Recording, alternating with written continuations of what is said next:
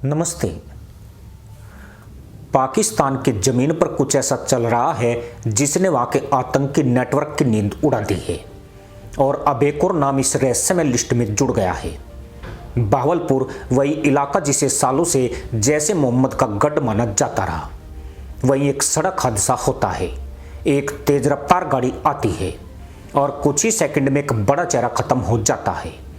नाम है मौलाना सलमान अजहर, मसूद अजहर का बेहद करीबी और संगठन का अहम ऑपरेशनल चेहरा। लेकिन क्या यह सिर्फ एक सड़क दुर्घटना थी या फिर यह भी उसी सिलसिले की एक और कड़ी है जिसमें पिछले 2-3 सालों में पाकिस्तान के भीतर बैठे भारत विरोधी आतंकियों को एक एक करके खत्म किया जा रहा है।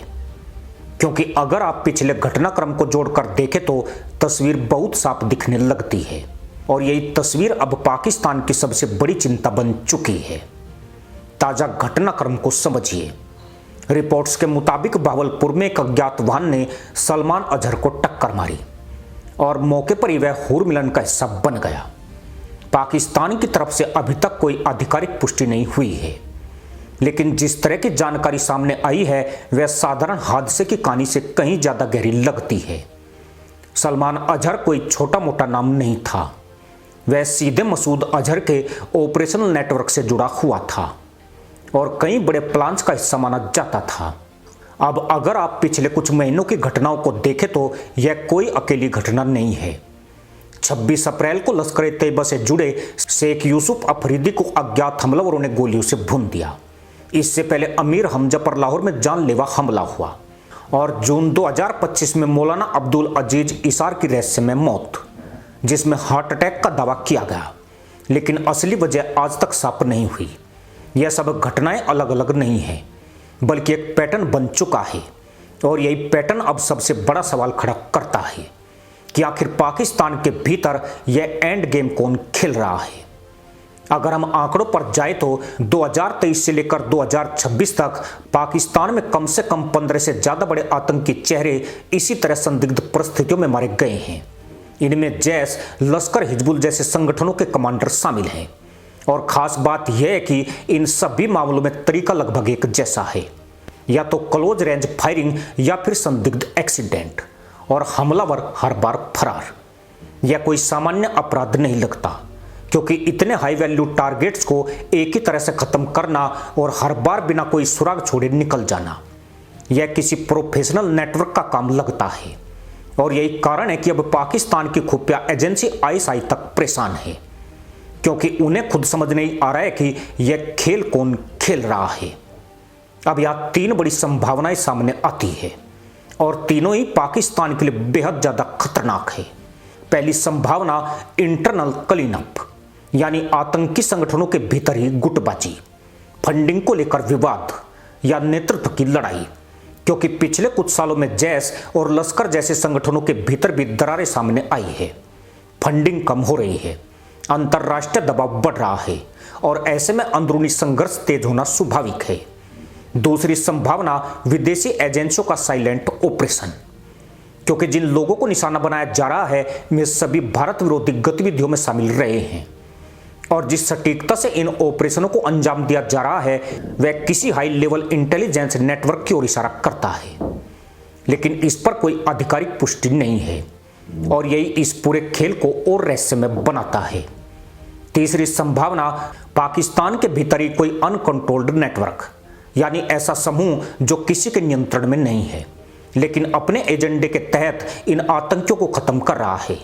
और अगर ऐसा है तो यह पाकिस्तान के लिए सबसे बड़ा खतरा है, क्योंकि इसका मतलब है कि अब उसके अपने सिस्टम के भीतर दरारें इतनी गहरी हो चुकी है कि वह खुद को कंट्रोल नहीं कर पा रहा है।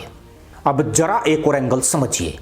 बहावलपुर, लाहौर, पंजाब, ये वही इलाके हैं जहां सालों से आतंकी संगठनों के ट्रेनिंग कैंप्स और नेटवर्क एक्टिव रहे हैं, लेकिन अब वही इलाका उनके लिए सबसे असुरक्षित होता जा रहा है। यानी जो जगह कभी उनकी ताकत थी वही अब उनकी कमजोरी बन रही है। इसका सीधा असर पाकिस्तान की सुरक्षा स्थिति पर भी पड़ रहा है। एक तरफ अंतरराष्ट्रीय दबाव, एफएटीएफ जैसी संस्थाएं लगातार निगरानी कर रही है, दूसरी तरफ देश के भीतर ही आतंकियों का सफाया हो रहा है और तीसरी तरफ सरकार की चुप्पी, जो सबसे ज्यादा सवाल खड़े करती है। क्योंकि अगर यह सब सामान्य अपराध होता तो अब तक कोई ना कोई सुराग जरूर मिलता, कोई गिरफ्तारी होती, कोई आधिकारिक बयान आता। लेकिन हर बार वही पैटर्न, अज्ञात हमलावर, संदिग्ध दुर्घटना और मामला खत्म। इसका एक बड़ा असर आतंकी संगठनों के मनोबल पर भी पड़ रहा है, क्योंकि जब उनका अपना नेटवर्क सुरक्षित नहीं है तो ऑपरेशंस चलाना और भी मुश्किल हो जाता है। रिपोर्ट्स के मुताबिक कई लो लेवल ऑपरेटिव्स अब छिपने को मजबूर है और लीडरशिप के भीतर भी डर का माहौल है। और यही वह बिंदु है जहां यह पूरा मामला सिर्फ एक देश की समस्या नहीं रह जाता, बल्कि एक बड़ा जियोपॉलिटिकल संकेत बन जाता है। क्योंकि जब एक देश के भीतर बैठे आतंकी इस तरह से खत्म हो रहे हों और सरकार खुद असमंजस में हो तो इसका मतलब है कि कहीं न कहीं पावर स्ट्रक्चर में बदलाव हो रहा है। अब सवाल यह है कि आगे क्या होगा? क्या यह सिलसिला यहीं रुक जाएगा या आने वाले समय में और बड़े नाम इस लिस्ट में जुड़ेंगे? क्योंकि जिस तरह से यह पैटर्न पिछले 3 सालों में बना है वह रुकने का नाम नहीं ले रहा है। अगर 2023 में इसकी शुरुआत हुई, 2024 में यह तेज हुआ और 2025 में बड़े नाम गिरे और अब 2026 में भी वही ट्रेंड जारी है, तो यह साफ संकेत है कि यह कोई अस्थायी घटना नहीं बल्कि एक लॉन्ग टर्म ऑपरेशन है।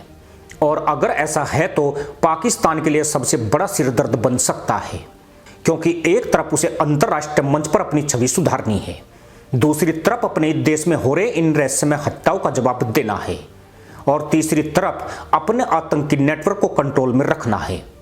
अंत में तस्वीर बिल्कुल साफ दिखती है। पाकिस्तान की जमीन पर एक ऐसा खेल चल रहा है जिसमें खिलाड़ी दिखाई नहीं दे रहा है, लेकिन मोहरे एक एक करके गिरते जा रहे हैं। सलमान अजहर की मौत उसी खेल की एक और चाल है और यह चाल बताती है कि एंड गेम अभी खत्म नहीं हुआ है, बल्कि अब असली खेल शुरू हुआ है। आने वाले दिनों में यह देखना बेहद दिलचस्प होगा कि अगला नाम कौन होगा, और उससे भी ज्यादा बड़ा सवाल कि आखिर इस अदृश्य खिलाड़ी का असली चेहरा कब सामने आएगा। इसी के साथ अनुमति दोस्तों, जय हिंद, वंदे मातरम।